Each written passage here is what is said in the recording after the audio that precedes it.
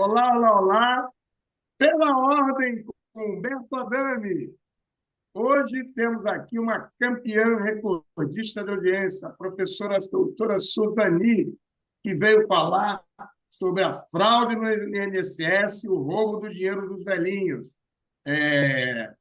Este programa tem a parceria do canal universitário e é um programa, claro, óbvio, da TV Zumbi dos Palmares, a TV Unipalmares, e lembrando sempre o vestibular da Faculdade Zumbi dos Palmares. Um abraço ao nosso querido afro-reitor, o José Vicente. Professora Suzani. Olá a todos, né?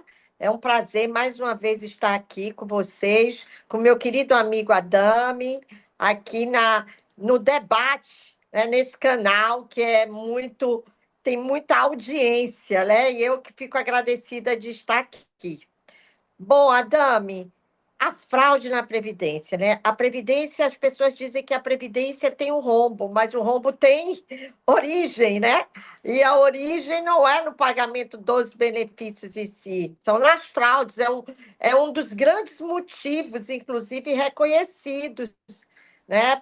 É a questão das fraudes junto à Previdência. Então, dessa vez, a fraude atingiu diretamente aos nossos queridos beneficiários, né, que são os segurados, pensionistas e aposentados da Previdência Social, de forma direta, né, que de conta a gota, né, porque foi de pouquinho em pouquinho, mas que faz uma diferença há muitos anos que esses idosos vêm tendo esses descontos sem saber, na verdade, a origem desse desconto. E aí a gente, então, estoura essa fraude da Previdência e a grande pergunta é: quem é o grande culpado, né, dessa fraude da Previdência?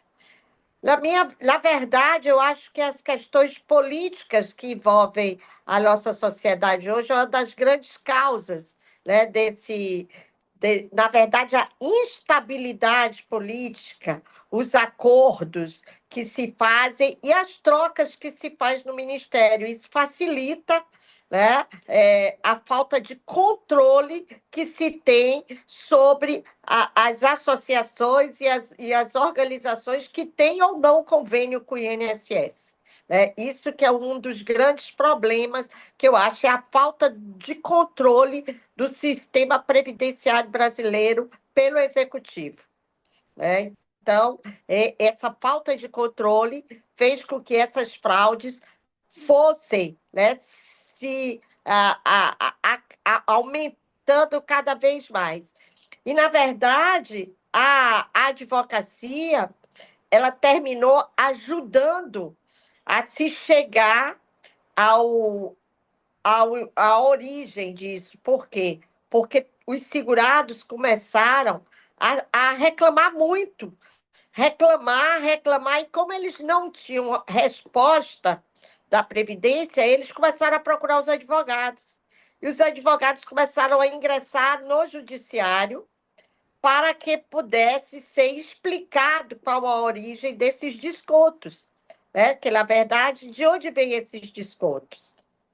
E aí, a partir daí, então, começou a se deflagrar essa busca junto ao INSS para se saber de onde que vinham esses descontos. E se chegou aos descontos, vinham de associações que os velhinhos aposentados e pensionistas, eles diziam, mas eu não autorizei esse desconto. Não autorizei, e aí começa a se requerer parar de fazer esse desconto. E foi se avolumando isso junto ao Ministério da Previdência, e o Ministério da Previdência, como ele não tinha controle, e ele não era difícil essa verificação, então ele começou a deixar, e talvez as facilidades e essa dificuldade se tornou facilidade para outros meios, né, de descontos e para outras pessoas, né, se beneficiarem disso. Então, você, Adame, como um membro aqui, um cidadão da nossa sociedade, assim, qual a sua opinião? Porque eu quero ouvir a sociedade para a gente poder dar a nossa opinião técnica a respeito disso. Acho que é um caso mais de polícia. Além de você, acho que a solução vai ser suspender todos os descontos. Muitas das. Tem sindicatos, tem associações que sequer existem. Você vai lá na sede da associação, é um endereço que não tem ninguém. Isso é um caso mais de polícia, Polícia Federal, tem que fazer investigação. Obviamente, está se discutindo por uma CPMI-F, vai provavelmente ser aprovada no Congresso, que o Congresso acelera a investigação. Eu não acho ruim. O governo é proposição, isso é do interesse de todo mundo. Não dá para dizer que é só do governo Lula, porque já teve também participação no governo anterior, do Bolsonaro, mas isso é do governo federal, o governo brasileiro se interessa a todo mundo. E a ampliação desse assunto foi que chegou a esse completo descalabro de 6 bilhões aí. E ver como é que vai chegar a conta na viúva. E engraçado que eu falei que o governo arranjou uma solução, mas essa solução que o governo está dando inicialmente é uma solução muito perigosa, porque hoje a sociedade passa por uma série de fraudes digitais, né? E essas fraudes digitais elas atingem principalmente aposentados e pensionistas. Então, eu falo dessas quadrilhas que mandam mensagens em celular, que mandam links para que as pessoas cliquem, e aí a gente passa por uma série. Eu acho que a gente tem, na verdade, uma cadeia de fraudes, porque a primeira fraude começa com a violação dos dados de determinados nichos da sociedade. Então, quem fornece os dados? Né? E aí a gente vê que, a partir dessa solução que o governo dá, não, o aposentado vai receber uma mensagem pelo celular. Caramba, isso aí é uma porta de entrada para essas quadrilhas que estão no mercado aí, dando golpes em cima de golpes nos cidadãos, principalmente nos aposentados e pensionistas. Então, vai mandar pelo celular, no instante essas quadrilhas elas vão se adequar a esse link, a esse número, a essa logomarca que vai aparecer no celular, que é o INSS, e vai pegar mais dados do segurado e os golpes vão aumentar. Eu acho que essa solução de dizer que o segurado vai receber pelo celular, pelo WhatsApp, uma mensagem, ninguém sabe qual é o número que vai chegar. Se o seu aposentado não tiver celular, E se o aposentado não tiver celular? Mas eu acho que fundamentalmente caso de investigação. Eu fui gerente jurídico do Banco do Brasil em Tocantins e tinha muitas dessas fraudes lá. Então, a fraude era debitada. Quando se descobria a fraude, o governo do Estado não queria devolver o dinheiro. E são fraudes dessas digitais. De lá para cá aumentaram muito. Mas é caso de investigação policial, porque lá era fraude do pagamento do IPTU, de IPVA com 50% de desconto. Você já viu um negócio desse? Como é que você paga IPVA com 50% de desconto? Mas na feira tinha um cara que levava lá, pague o seu IPVA com 50% de desconto. Entrava numa conta falsificada da Suzane e sacava o que tinha para sacar lá. 3 milhões de reais. E pagava.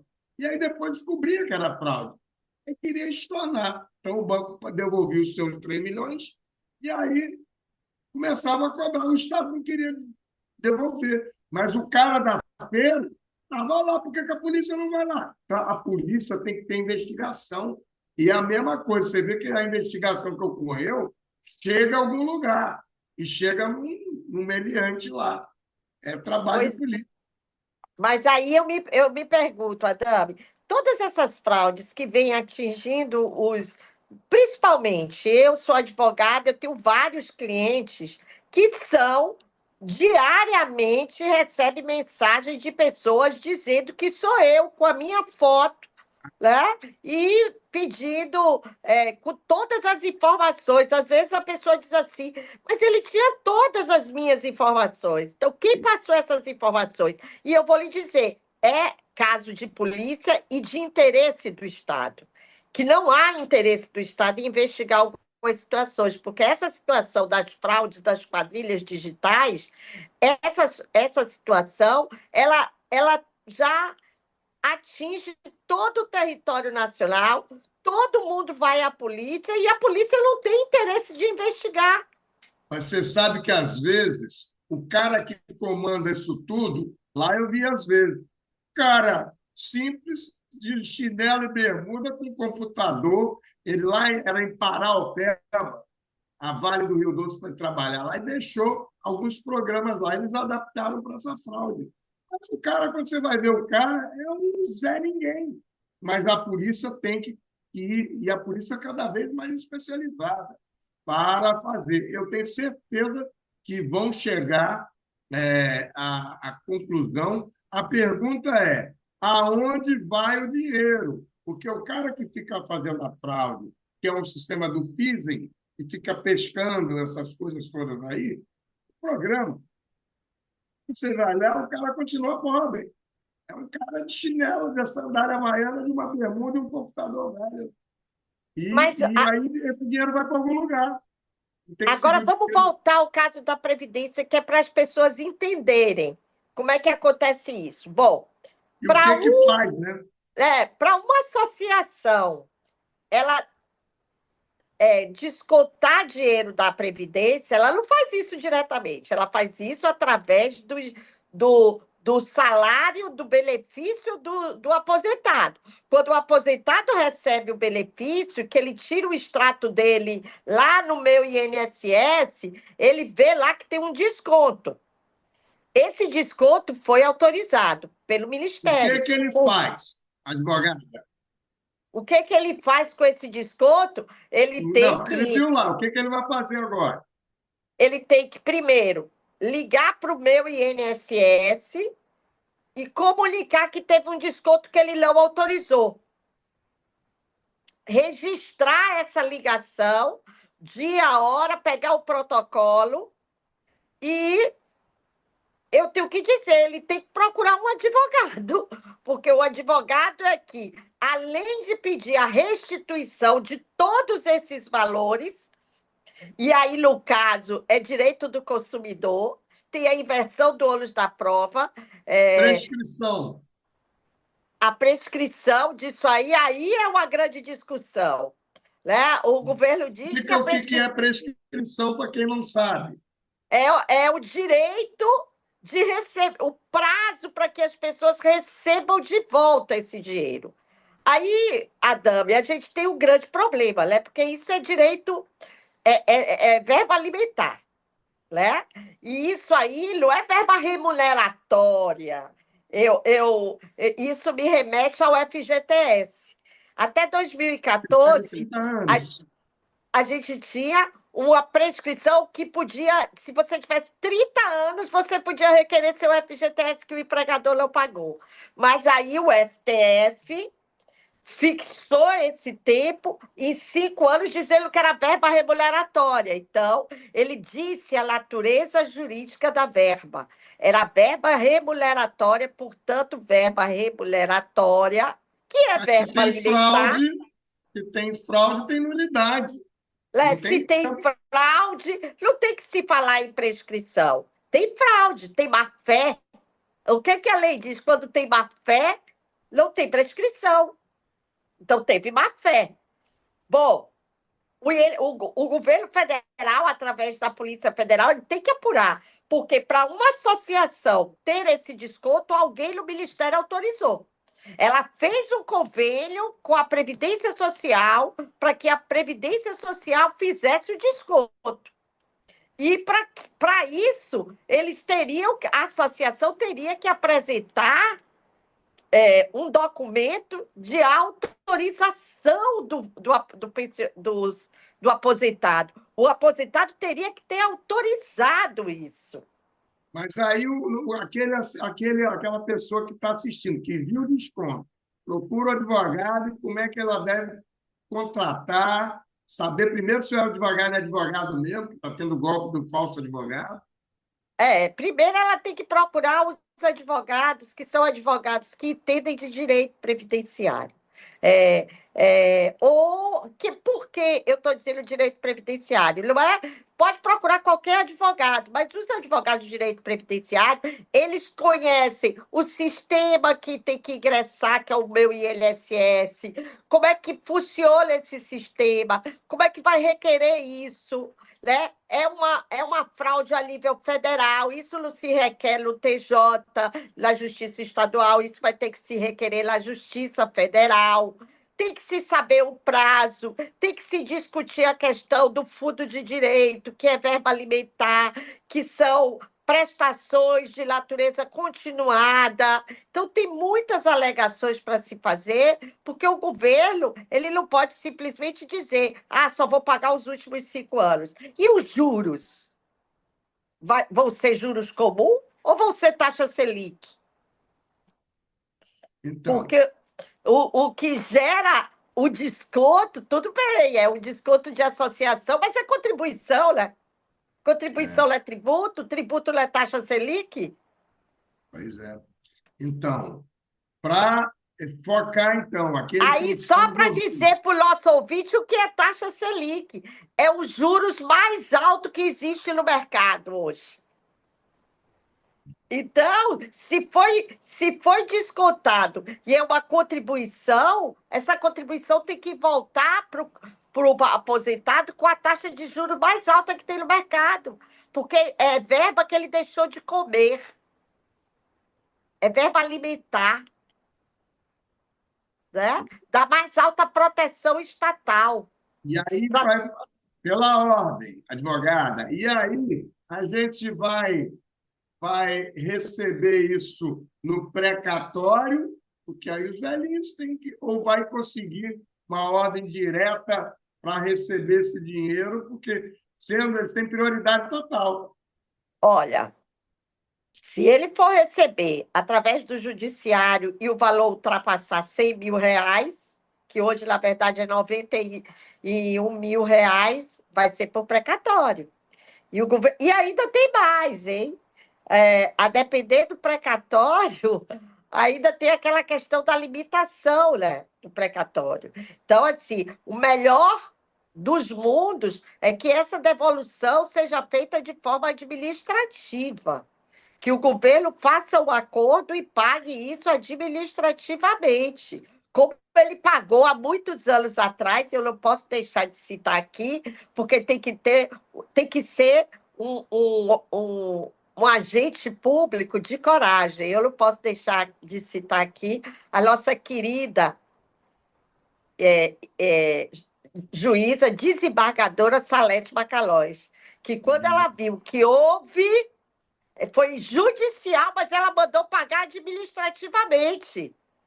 Jogar o reajuste dos 147%, o INSS pagar administrativamente. Ela foi para a Central de Processamento de Dados, a Dataprev, na época, e disse: roda essa folha agora e paga.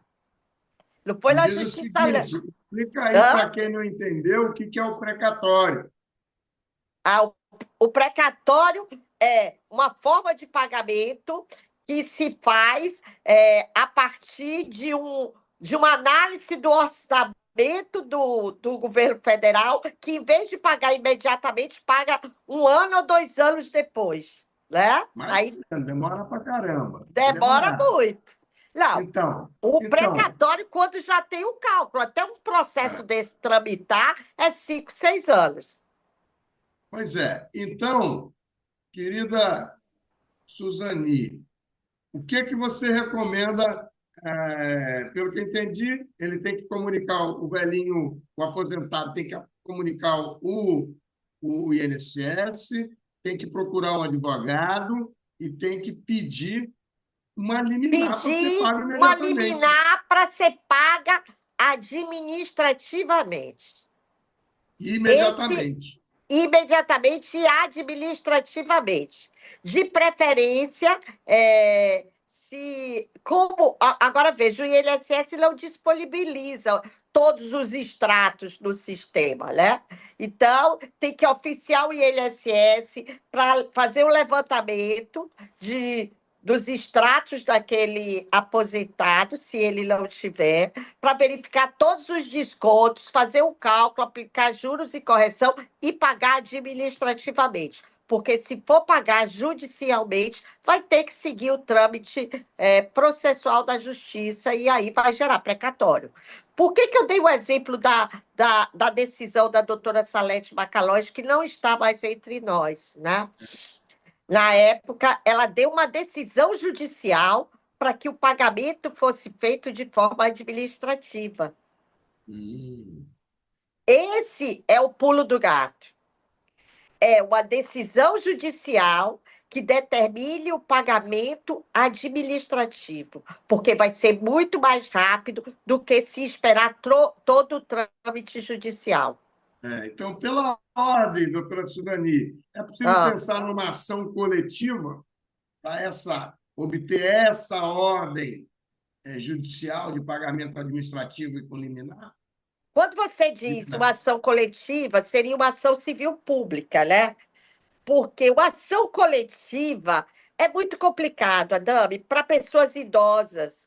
Porque você faz uma ação coletiva para pessoas idosas, aí começa a acontecer vários fatos no decorrer da ação que termina atrasando. Eu, como advogada, prefiro entrar com 100, 200, 300 ações individuais do que com ação coletiva. Entendeu? Não, Ação mas só o que eu coletiva. digo pela ordem. É só para conseguir o direito de entrar na decisão da Macalós, o direito de receber administrativamente e liminarmente. Essa ação coletivamente, se tiver uma decisão de um único magistrado que abranja todo mundo, você só vai lá executar. Sim, mas aí pode ser, mas teria que ser uma ação coletiva feita porque tem legitimidade, né? Ministério Público, Defensoria Pública, e aí todo mundo se beneficiaria da decisão Macalós. Exatamente, mas assim, todo mundo se beneficiaria, sim, mas precisaria, é isso que eu estou dizendo, precisaria de um magistrado de pulso e um advogado que tivesse muita expertise, porque, olhe bem, me veio essa ideia aqui agora no programa, porque as ideias vão fluindo, porque eu me lembro exatamente dessa decisão. Foi uma ação judicial que gerou que fosse feito o pagamento administrativo, que é muito mais rápido. A desembargadora, na época, ela disse: cumpra-se. E foi ela e o oficial de justiça. E ela disse: roda a decisão.